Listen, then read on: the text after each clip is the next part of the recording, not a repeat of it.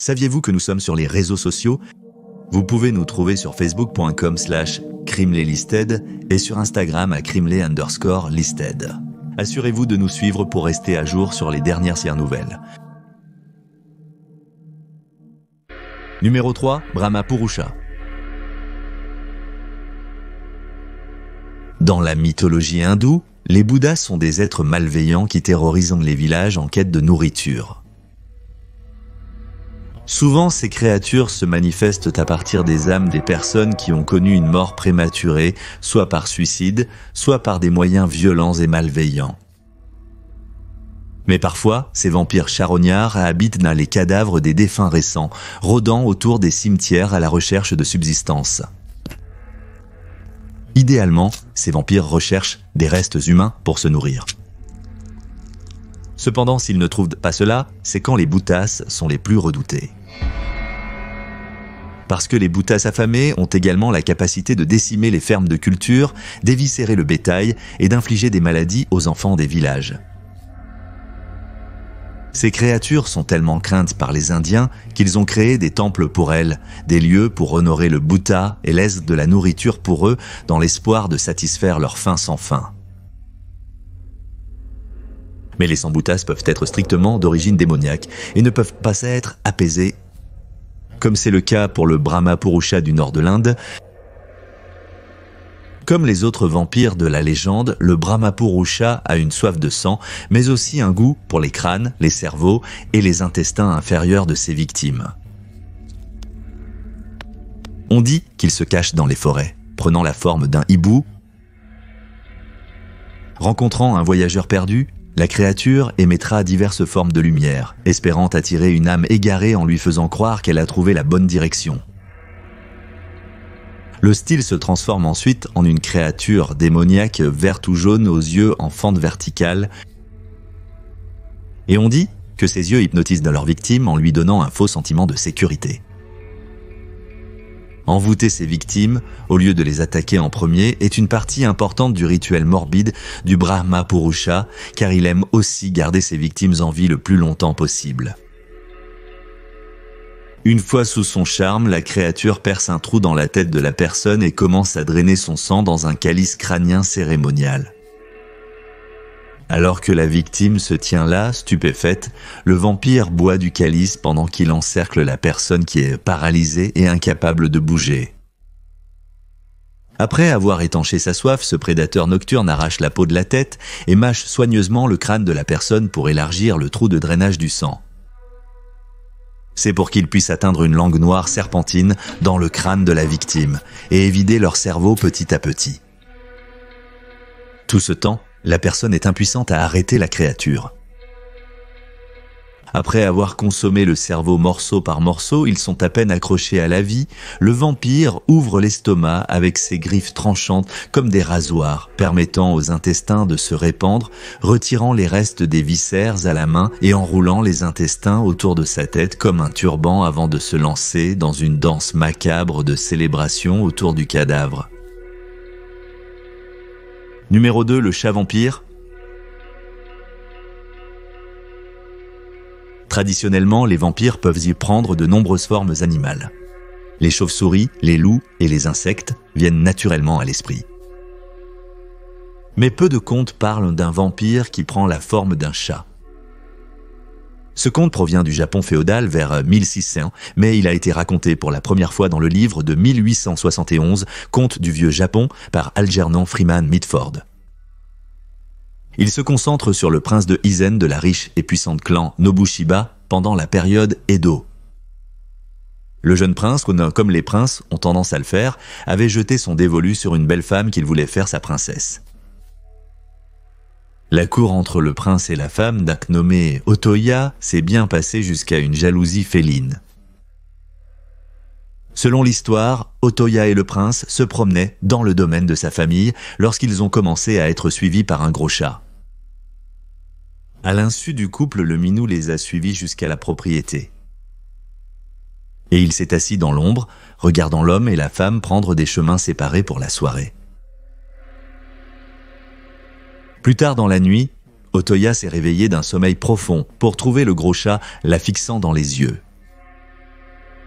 Avant qu'elle ne puisse crier, le chat a déchiré sa gorge, bu son sang, puis a traîné son cadavre à l'extérieur vers une tombe peu profonde. Le chat s'est ensuite métamorphosé en la forme d'Otoya et a repris la vie de la femme comme si rien ne s'était jamais passé.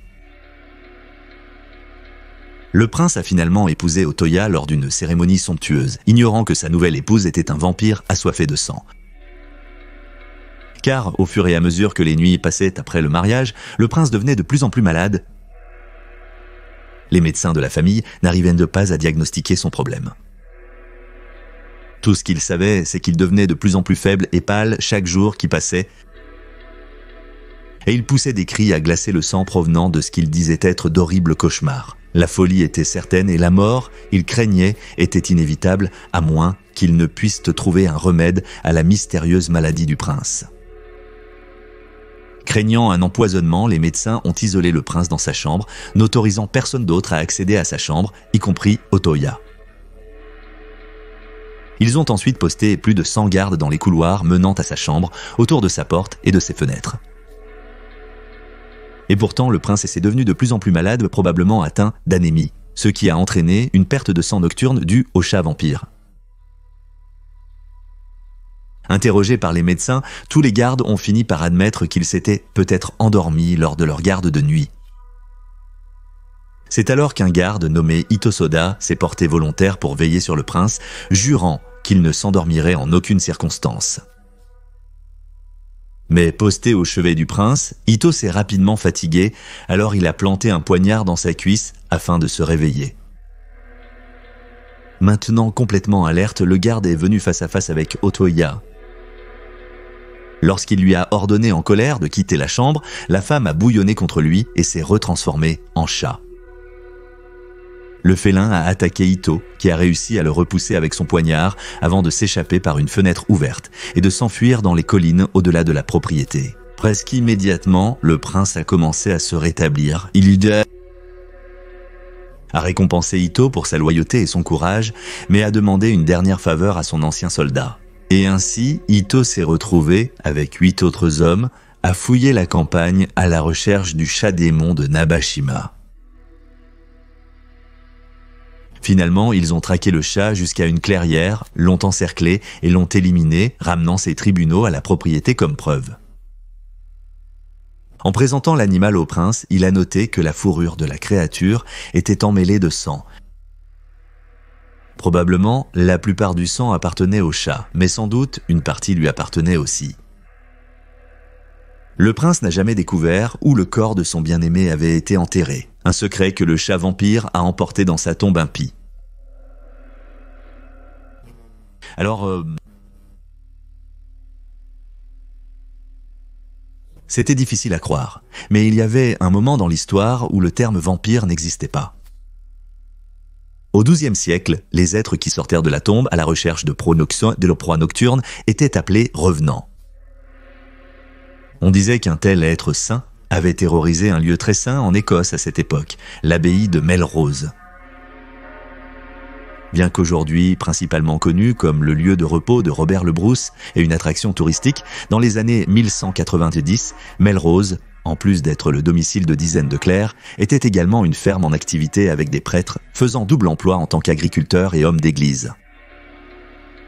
Cependant, la légende raconte que l'un de ces prêtres n'était pas aussi travailleur que les autres, et peut-être pas aussi engagé envers ses vœux sacrés. L'histoire de ce prêtre en particulier a été consignée dans le livre « L'histoire des affaires anglaises » par William Parville. Aujourd'hui, les historiens considèrent le travail minutieux de William comme une source clé pour comprendre le Moyen-Âge. Ainsi, certains considèrent ces passages sur la révérence comme honnêtes et directs lorsqu'il s'agit de comptes rendus de seconde main. Revenons au prêtre voyou. Alors que ses frères travaillaient dur sur les terres autour de l'abbaye, il a décidé que le travail agricole éreintant n'était pas pour lui et a choisi à la place de partir à la chasse à cheval avec ses chiens de chasse à ses trousses. Son manque d'assiduité a été mal perçu par les autres clercs. Il l'appelait dédaigneusement le prêtre chien parce qu'il disait qu'il semblait préférer la compagnie des chiens à celle du bon seigneur. On ignorait ce qui advenait du prêtre chien durant ses longues journées de chasse. Des rumeurs circulaient qu'il avait une liaison avec une femme locale, brisant ainsi ses vœux. Ce que l'on sait de l'homme, c'est qu'il est finalement mort à un âge relativement jeune. Devant honorer son décès, les prêtres ont enterré leur frère dans l'abbaye. Et c'est là que les problèmes ont commencé.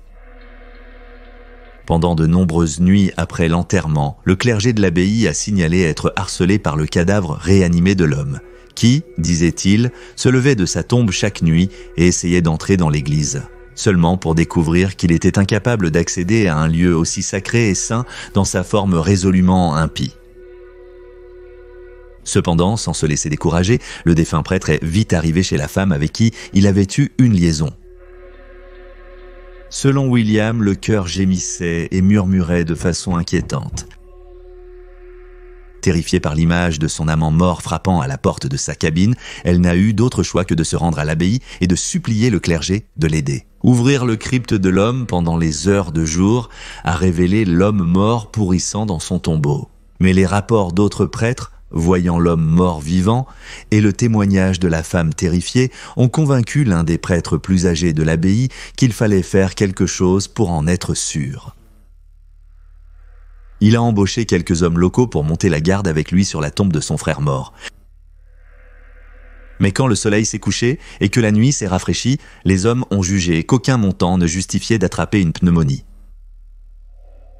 Alors, ils se sont retirés dans le pavillon voisin pour se réchauffer près du feu, laissant le vieux prêtre seul avec seulement une hache de bataille pour protection. Au fil des heures, le prêtre commençait à perdre la foi. Cependant, après que la cloche de l'abbaye a sonné minuit, le cadavre du prêtre du chien est sorti de son crypte. Le vieux prêtre était pétrifié de peur, dirent les gens à William le chroniqueur, jusqu'à ce qu'il prononce une prière à Dieu Tout-Puissant qui lui a donné la force de confronter le cadavre maudit.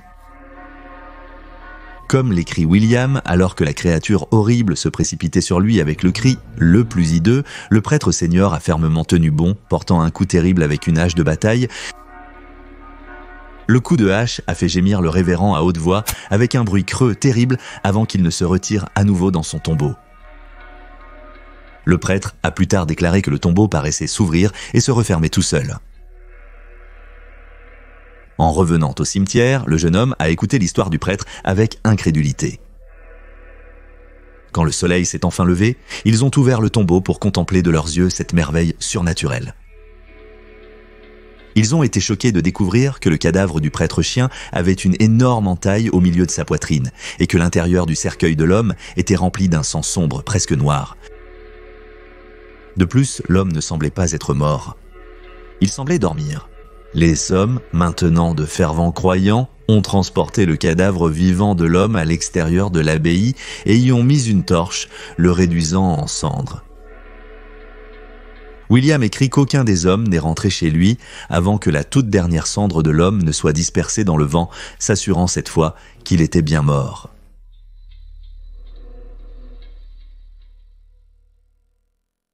Merci d'avoir regardé cette vidéo en espérant qu'elle vous a plu. Si c'est le cas, n'hésitez pas à vous abonner. Nous aurons une nouvelle vidéo sur le paranormal chaque semaine. Si vous êtes nouveau sur cette chaîne, n'oubliez pas de consulter notre autre chaîne Criminally Listed. Nous avons plus de 325 vidéos présentant des histoires de crimes étranges, mais vrais. Vous pouvez la trouver sur la chaîne YouTube Criminally Listed. Nous avons également un podcast appelé Criminally Listed Presents Into the Killing sur les affaires non résolues qui ont finalement été résolues. Disponible sur Stitcher, Spotify, Amazon Music et toutes les plateformes de podcast. C'est tout pour aujourd'hui. Merci d'avoir regardé.